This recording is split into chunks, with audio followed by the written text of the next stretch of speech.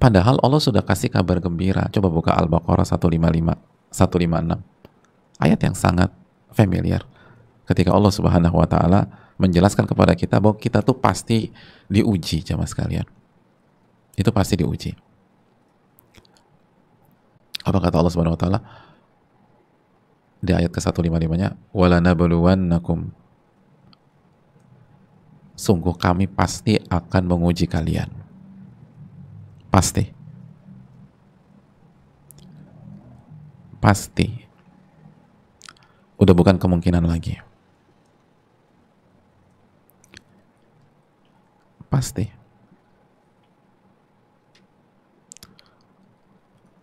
Apa aja sih ujiannya? Bisyai'im minal khawfi wal ju'. Dengan sedikit rasa takut.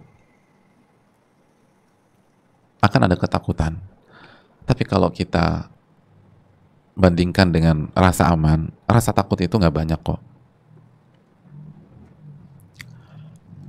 Wal ju' dan rasa lapar. Bisa jadi ada rasa lapar. Tapi nggak banyak dibanding ketika Allah kasih kondisi perut kita cukup. Wa naqsim minal amwali wal anfusi wath thamarat. Dan kekurangan dari segi harta, dari jiwa, dan dari buah-buahan. Terus apa kata Allah Subhanahu wa taala? Wa basyiris sabirin. Maka berilah kabar gembira kepada orang-orang yang sabar. Gitu aja.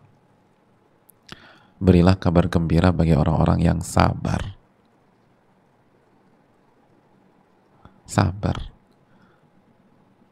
Bukan berilah ancaman bagi orang-orang yang sabar. Kabar gembira.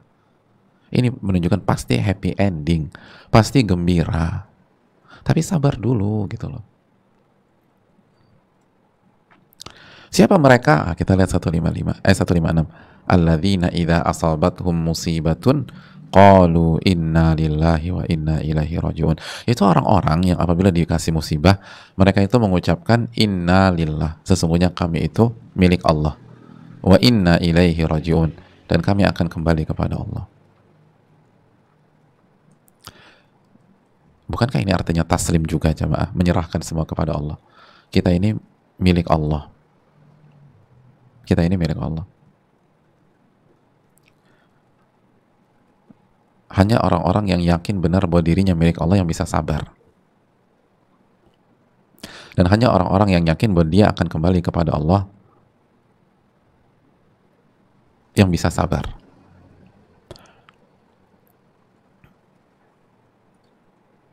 Sebaliknya, kalau kita sudah merasa memiliki, merasa punya, maka kita nggak akan sabar.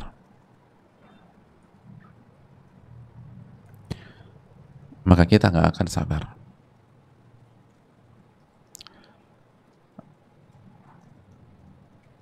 Kenapa tukang parkir bisa tenang, padahal satu demi satu mobil di areanya pergi menjauhi diri dia, dan seringkali banyak mobil itu nggak kembali lagi?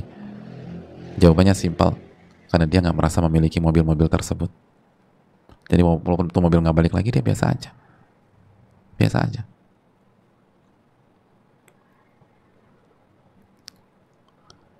Jadi yang jadi masalah itu ketika kita hidup, kita punya rasa memiliki.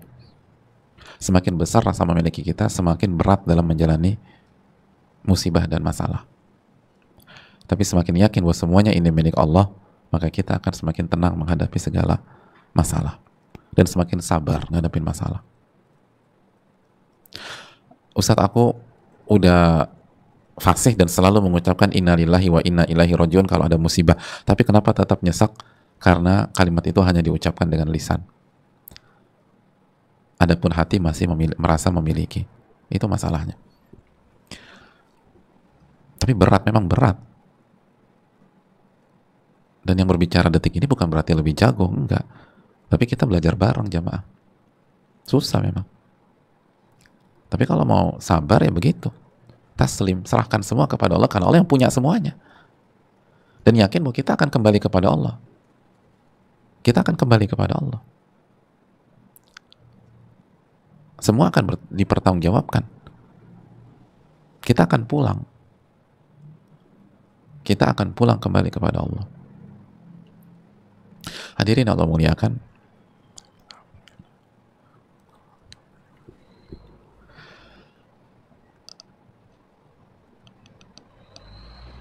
kan spirit mau pulang itu tuh bisa meredakan dan meminimalisir rasa kesel atau rasa eman bahasa Jawa ya, artinya rasa sayang gitu, ketika kita nggak mendapatkan apa yang kita inginkan di sebuah perjalanan, di sebuah tempat pada saat kita safar.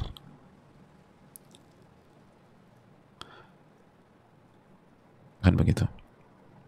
Kita pergi ke sebuah kota, terus kita punya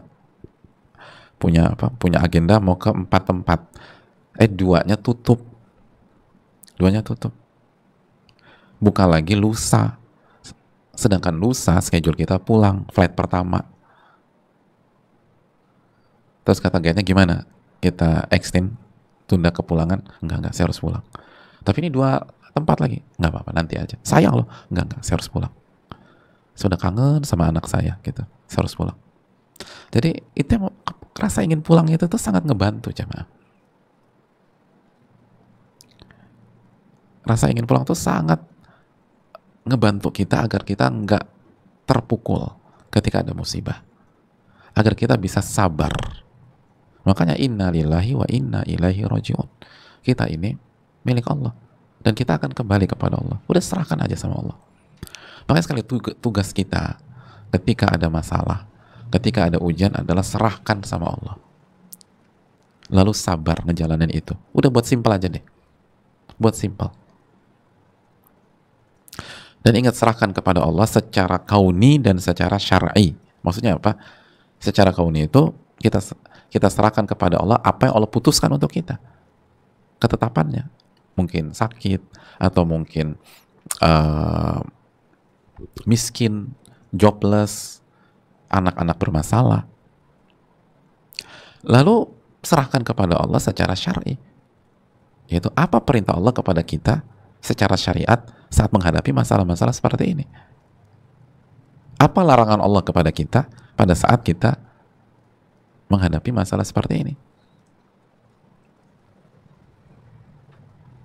Ya kalau bahasa ibu-ibu sekarang, do's and don'ts-nya gitu lah ibu-ibu. Lalu udah jalanin aja, jangan kebanyakan mikir, sabarin. Jangan terlalu banyak dipikirin, tapi banyakin disabarin. Nah itu. Sama dizikirin. Nah itu. Sabar.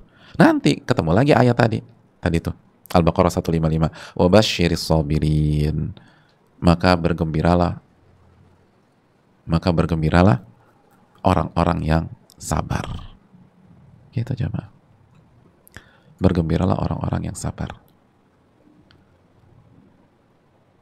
Udah, gitu aja udah.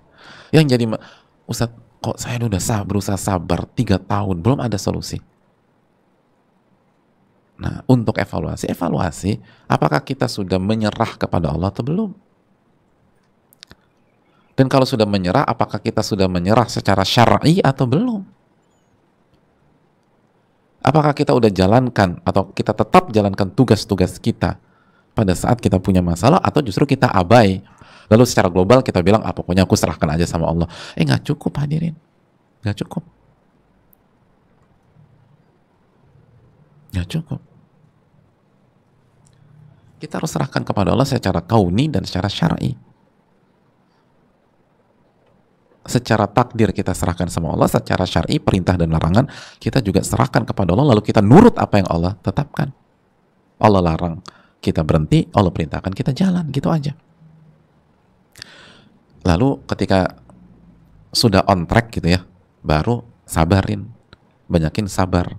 Dan ingat, inna nasra ma'as sabri. Sesungguhnya kemenangan itu selalu bersama kesabaran. Kemenangan selalu bersama kesabaran. Kabar gembira selalu bersama orang-orang yang sabar.